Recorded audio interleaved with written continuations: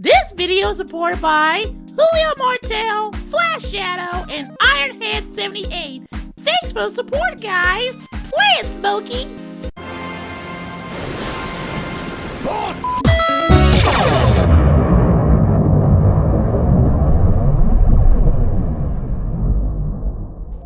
Hello, I'm the stupid superhero. Yo, Ralph Bear here. I just nitpick. It's a living. Katie Lyon from Channel 25 News, and reviewing on the internet is our game. Hi, I'm Micset. And welcome back to the third installment of the Stupid Creepypasta Review Series, Where we review the best and the worst this community has to offer. Now, if you fellow viewers want to request a creepypasta, just submit $5 to the Patreon link below. That way, if we get enough requests, we can create a raffle poll to determine which creepypasta we do along down the line, from top to least voted for. Who loves gaming creepypastas? Starting from the one, the only, the classic, FinnBogart. It was a creepy tale based on N64's The Legend of Zelda Majora's Mask, where the story takes place in a written recorded account of Jadooble, Jaja Binks, Jadooble, fucking usernames, am I right, people? Where he gains a weird copy of Majora's Mask from a creepy old man and witness the bizarre horrors throughout the game.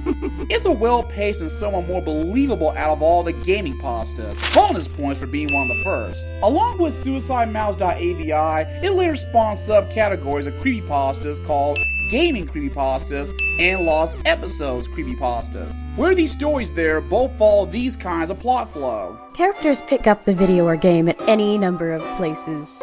Their job, a garage sale, the devil running a curio shop, and they think it will be delightful. Usually it's a game that they really, really love, which makes the pain all the more deep. So despite all the bad feelings they get just from touching the damn thing, they decide to play it anyway. Usually things start off normal, with title cards and menu screens being just the way you remember them. Then shit gets weird. There's a lot of distortion in the music and characters, sometimes with the eyes blacked out except for little red pinpoints, and oftentimes there's a hyper-realistic effect. In other words, it's in 3D! Blah blah blah, bad shit happens, mysteries are solved, the character either dies or is traumatized for life, let's all have cake. Whoa, that's dark. And one of the most popular of these categories of creepypastas are Squidward's Suicide, Candle Cove, and Lavender Town Syndrome. And the story we'll be reviewing this episode together... Hey Pony! Yes, stupid? Ready for round 2? We're reviewing the much-anticipated sequel of the ever-popular Sonic.exe. Says no one ever. A glorified Sonic fanfic trying to come off as a scary story with more grammatical errors than stars in the sky. This guy named JC-The-Hyena is the mastermind of the whole thing. It's a story about some dumbass named Tom who got a letter from his friend Kyle who warned him about a evil game disc, which could have ended the story much sooner if he did this. And despite the obvious warnings, he instead... Oh, I guess he means I should play this game. And you know the drill. Scary shit happens, lots of blood, and so much opportunity for Tom to bail this game that I can hear a little voice in my head going, "Run, bitch, run!" He then finally finishes the game, and in the end, he turns around after hearing a voice from the evil Sonic, and it's revealed that the terror that flaps in the night is a plushie. A goddamn plushie. Nailed it! 5 stars! 10 out of 10! And for a while, Sonic.exe was pretty popular, appearing all over the creepypasta community and showing up in most top 10 creepypasta countdowns. Until people began to develop a thing called taste. Then the story was viewed as a joke for its repetitive scenarios, overuse of gore instead of well-crafted storytelling, and riddled with cliches. And the story was removed from the Creepypasta Wikia and moved into the pit of despair of bad and weird creepypastas called Trollpastas Wikia, to be watched over by the Pinhead Guardian of Bad Pastas. Who you calling Pinhead? And when JC finally heard about his, and I quote from the man himself, masterpiece being shipped out to Troll Pasta, he, and as a response, he wrote a journal on his Fur Affinity account about his feelings for the whole matter. Here are the highlights. I deeply regret to inform you all that I have received some bad news. The admins of the Creepypasta wiki have finally decided to delete Sonic.exe off the wiki on the grounds that it was badly written and had too many cliches, and was a bad example of what should be a creepypasta. Bull of friggin' horse shit! As you can see, I am furious with the fact that my masterpiece, which has won the hearts of millions, has made a massive impact on the internet, is being brought down by a bunch of jealous, arrogant, retarded, furry haters. Hey, wait a minute now. I ain't no furry, you stupid mother. But wait, it gets better. But that does not mean I am just going to sit down and take this lightly.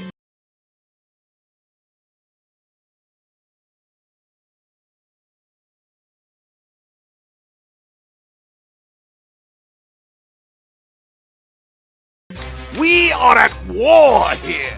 I want every Sonic.exe fan who is reading this to get the word out. I say he's taking this quite well.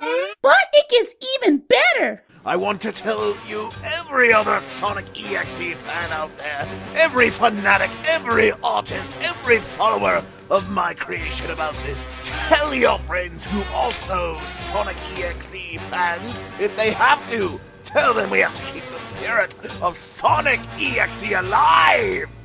Make more fan art!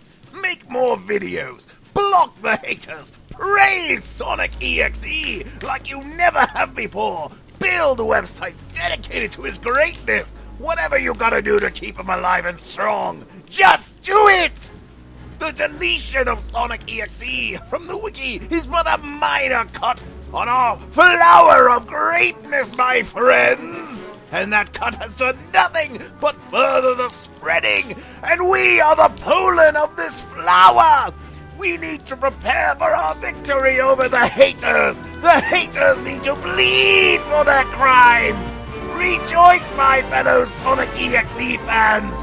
Our glorious little hellspawn shall have the laugh yet! Hold up, it gets even. Wait, how can we top this?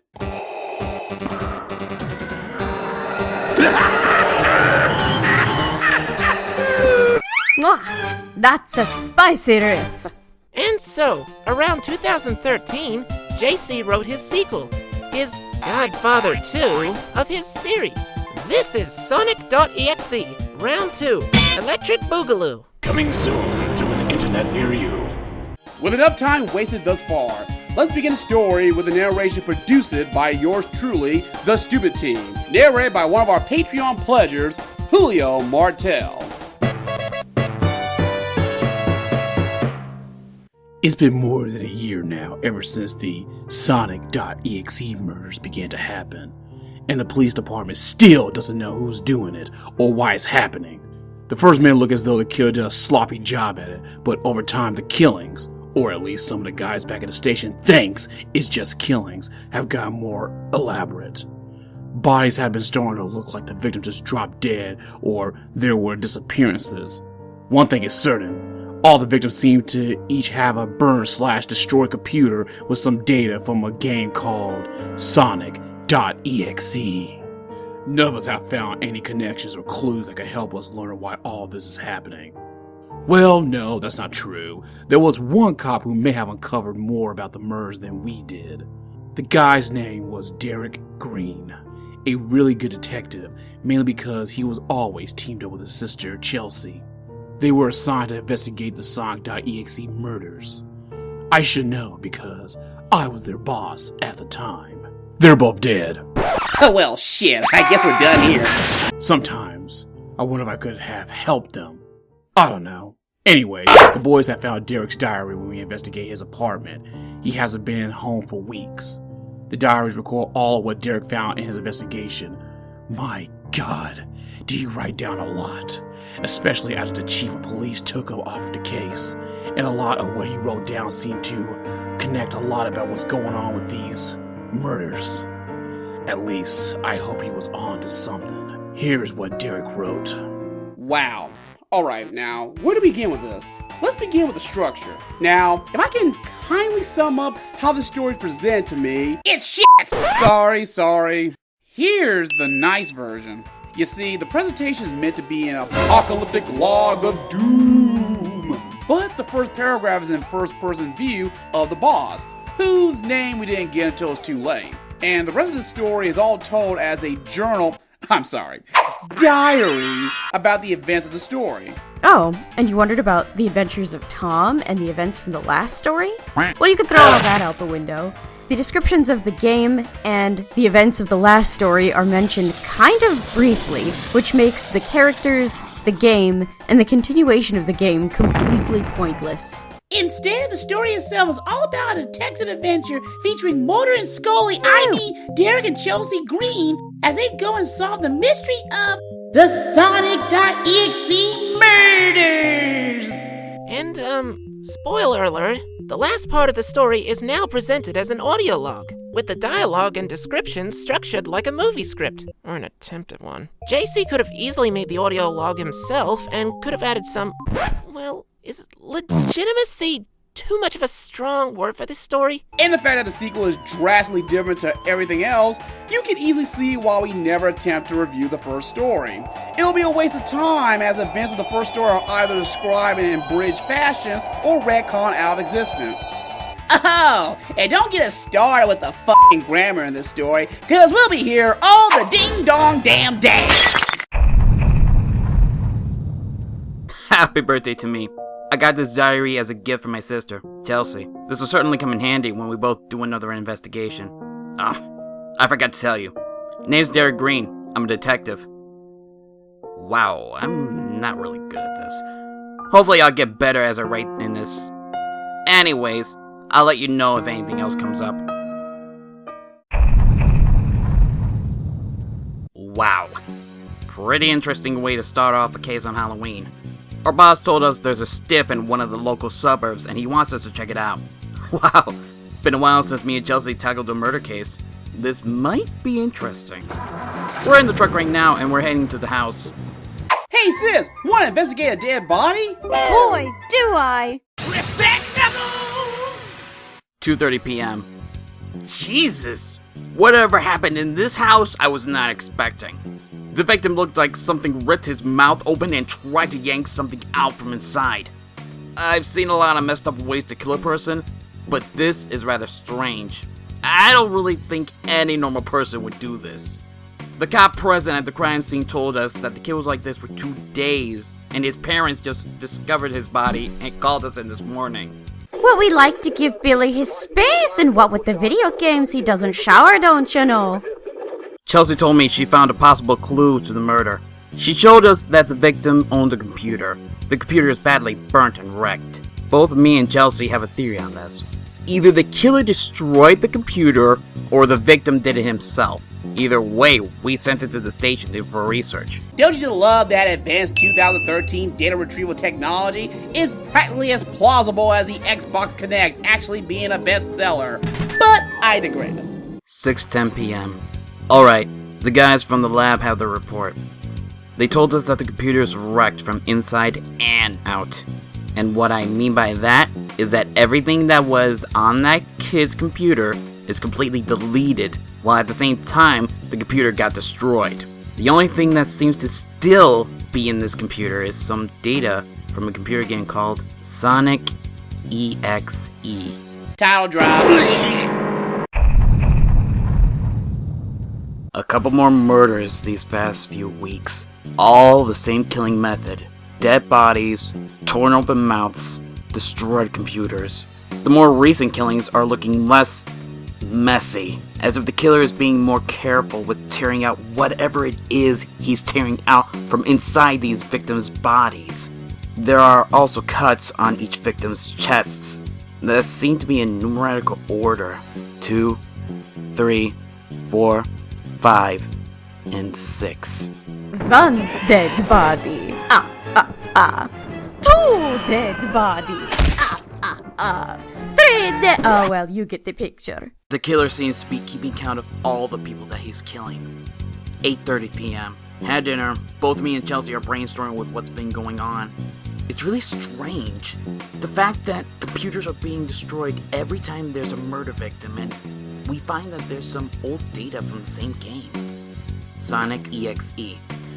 The name reminds me of all the times me and Chelsea played some of our old Sonic the Hedgehog video games. I remember when we used to play Sonic Heroes. She always liked playing Ruse the Bat, and I always liked playing as Vector. I remember the time when I speedrun through Green Hill Zone, listening to that awesome song that will most likely will never die. I remember when I had my first crush on Sally Acorn.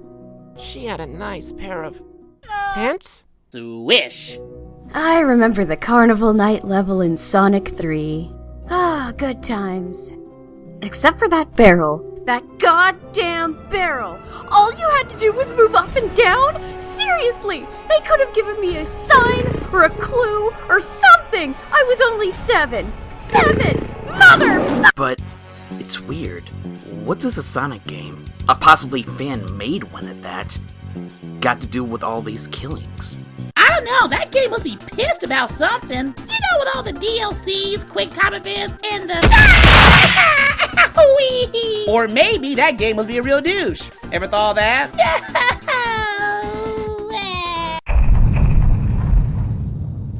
Another murder. Big surprise there. But now, both me and Chelsea agree that all these murders are connected with that game. Maybe the killer made it as his calling card? The chief told us not to worry too much about a simple video game, and just stick with what's going on with the murders. 6:30 p.m. Autopsy came in again. The doctors told us that aside from the wounds on the chest and the mouth, the victims don't seem to show any signs of a murder or a struggle. In fact, as baffling as it seems, all the victims appear to be in perfect health apart from the fact that they're dead. Somebody hasn't been taking their doctorate for dumbasses, have they? First you just said that they are dead. D-E-A-D. Dead, right? Cause I freaking hope so. Cause you just cannot just flat out vivisect a possible comatose patient like that illegally. Wait, isn't he just dead, or isn't he just comatose? No, he said that he's dead, but he looks dead. But he's really comatose, thus he looks kinda dead. But he's not, cause he's comatose, but really, and gone cross-eyed. Guys, come on. He's in a coma, which makes him dead to the world, which means he's kind of dead, but not really, because he's still in a coma, which means he... Oh, I think my brain just popped. No, you're both wrong, of course. He's coma dead, I think. He looks dead, but someone ripped his soul out or something, but now we just stepped out of the science to the parascience. Cause we need to order a priest to pull some sort of exorcism along with a game programmer backed up by the spirit of Steve Jobs, and wait, now I'm doing it! Oh no, they're all getting it! What's going on? You did this to me!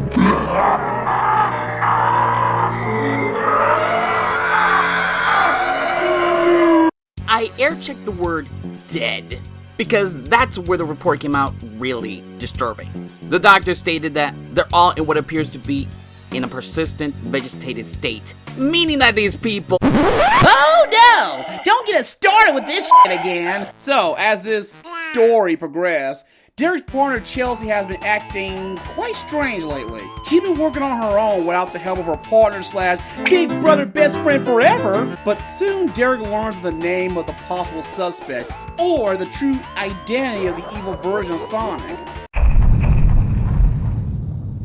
Chelsea didn't go to work with me. Said she wasn't feeling well. I'm starting to get a little worried for her. Ever since we took this case, she's been acting rather odd. I don't know, maybe I'm overreacting. Boss told me to not worry about it and maybe just look into what she was researching on. I might do that. Also, several news about people worshipping this guy recently.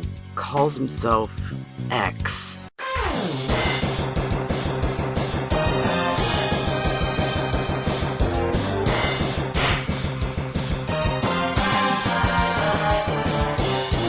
That'll be so awesome!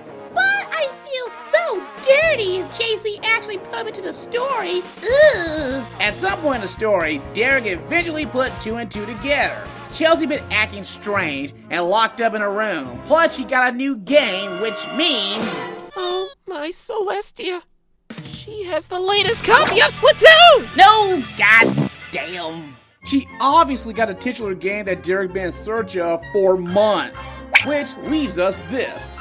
Why didn't Derek put 2 and 2 together that something was up and, I don't know, put those skills he learned from a Frank Drebin private school and incompetent fuckwits and investigate her room? Why Chelsea didn't bother to tell her triple B double F that, hey, I got the actual copy of the game that has something to do with all those fucking murders? I'm calm. Just give me my damn blueberries, okay? So good. But you guys are partners. You solve all the crimes. Respect Knuckles, man. Come on. 12:32 a.m. Chelsea's dead. She found the game. Oh my god. Why? Oh, now the writing gets sloppy. Gee, thanks, JC, old buddy, old pal. I wasn't sure when the change set in. No, you know what? I'm still not sure, because there are just as many errors here as there were in the first 15 miles of shit we had to crawl through to get to this point. I called the guys back home at the station to help me move Chelsea. Oh god, why? Did the killer find out and try to cover his tracks? No, it doesn't look like anything was taken or destroyed. Well, except for the computer. Yes, nothing was taken or destroyed, except for that one thing that was destroyed. Or has been in every crime scene. Come on, Derek! You could have figured this out ages ago! What are you, Detective Dan? And the game is still there. I wanted to keep it to find out why this happened, but the chief demanded I hand it over to him. The way he asked for it is really odd. It's as if he doesn't want me to do anything to this game disc. Maybe. Just maybe. I lost my train of thought. Who wants to play video games? Hey, you do know people are being murdered and stuff, right? I'm solving crimes! Now, to properly abridge the story, Derek just sits on his ass while 20 people are murdered. Yes, count them. 28 and counting. God damn! Oh, okay. As he finally gets some files and some information on a guy named Cole, who told him about the Cult of X, where they worship said last 3 letters of the alphabet, passes around the game to other poor souls like it's a game of hot potatoes, file your taxes, and go around so to convince Derek to join them. Or murder, that works too. Wait, cults? Aren't people in cults supposed to be unaware that they are in a cult? And this is coming from a cult. Well, sort of. Also, the victims of the game will be spied upon by Sonic plushies. Well, after you finish dying from laughter from the concept of that, the story finally gets going, unlike Sonic's career, when Derek touches the forbidden game. So the derp knight finally decides to put the game in and selects Shadow the Hedgehog as his character, noting that his sister's favorite character was Rouge and refusing to play her out of respect. He leads Shadow down the long line of mirrors that make him appear to be bleeding, because that's not cliche at all. There's some piano music in the background and the distant echo of laughter, probably from other people reading this story. He leads Shadow to the last mirror, and he's taken into darkness, where Sonic shows up to make fun of him and snap Shadow's neck. The entry concludes with the stirring line, "Who is X? Sonic? No, obviously it's...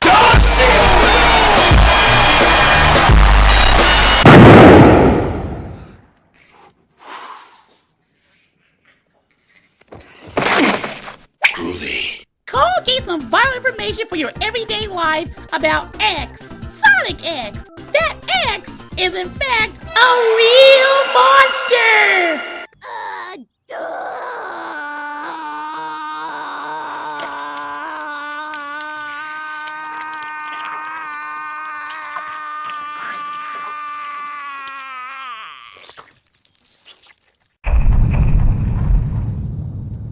'29th murder. And no word from Cole yet. I nearly escaped from a few members of the cult and anybody that might be involved. I can't trust anyone now. I need to stay in my apartment more often so no one finds me. Should we tell him? Nah, it's cool. Just give him 20 minutes tops. Well, if his record is anything to go on, we've got a lot of time to kill. Get it? Get it? You see what I did there? 8:42 p.m. X got Cole. I was in the middle of talking with Cole while preparing, and then he got disconnected. When it reconnected, Cole's username changed to X. X told me that Cole had been cheating and needs to be punished. And then he posted ha over and over and over. And over and over and over and over and over and over and over and over. God damn you, Sonic.exe! Title drop. Oh god, no! My hand is still bleeding for shattering the screen. But I don't care. Not anymore. It's time to end this. I'm gonna go get that damn disc and destroy it!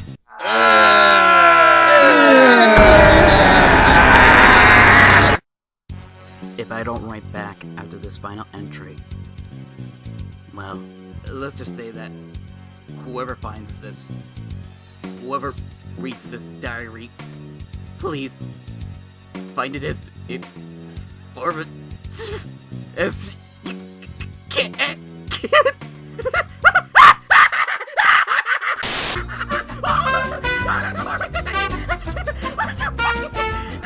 Everything you've read in my diary is the truth. X is a monster from another world, and the cult of X is conspiring to help him take over our world. This cannot happen. I hope that whoever finds this and tries to put an end to this madness, a game on a bigger scale. We're all pawns in an elaborate, chaotic game where the rules are being devised by the minds of a monster. Please, do whatever you can, friend.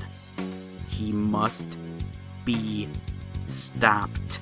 Goodbye, and good luck, Derek Green. Well, I'm so glad we could all share in this harrowing tale of sitting on our asses playing video games while people die. I mean, really, most people would have been able to rub 2 brain cells together to crack this tough nut by now, but not this guy. No, this guy writes instructions on how to be the worst detective ever in his diary, with all the skill and panache of a 4th grade girl. Do I even need to explain why this story is a piece of shit? From repetitive and tedious story progression, idiotic action that's beyond fucking belief, and a villain that practically has the hand-me-downs of most horror movie characters with Freddy Krueger as an example. I don't think you people can figure the rest on your own from just watching this. Oh, we're not done yet. Remember that audio log entry at the very end? Well, we here at the Stupid Team are going to recreate the entire thing in our own way just for you, because we love you. But don't quote me on that, because I'll deny it. Get your fucking hands off me, you crazy cultist freaks. Isn't that what you would call the Christians and the Satanists, Mr. Green?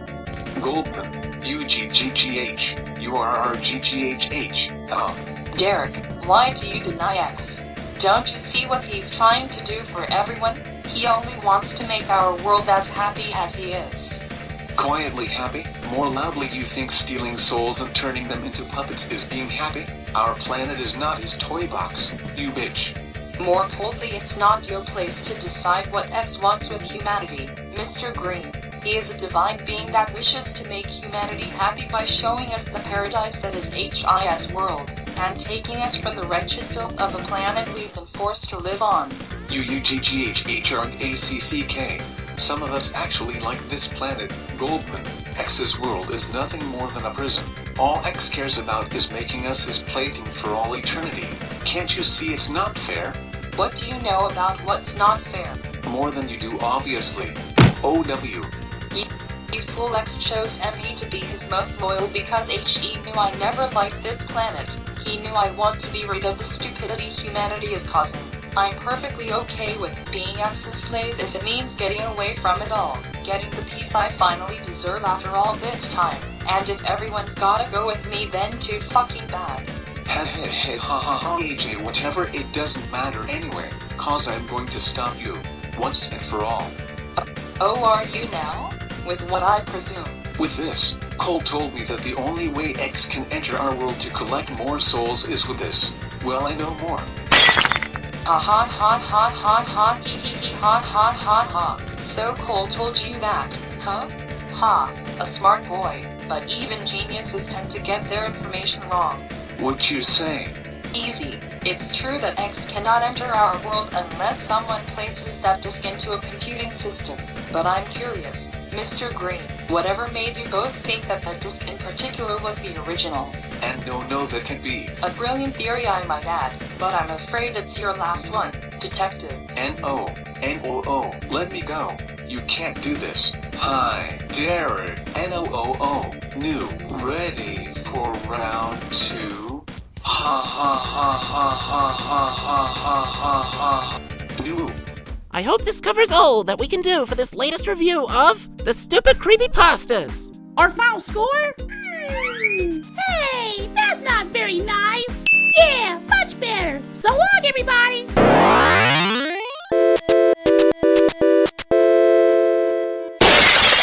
Well, some people seriously have no taste. Amen. You said it. You're damn right. Grip hoof! Sorry, I didn't mean, I'm used to... So much pain. Oh, Whoever no, told me no. boobs hurt so bad. Guys,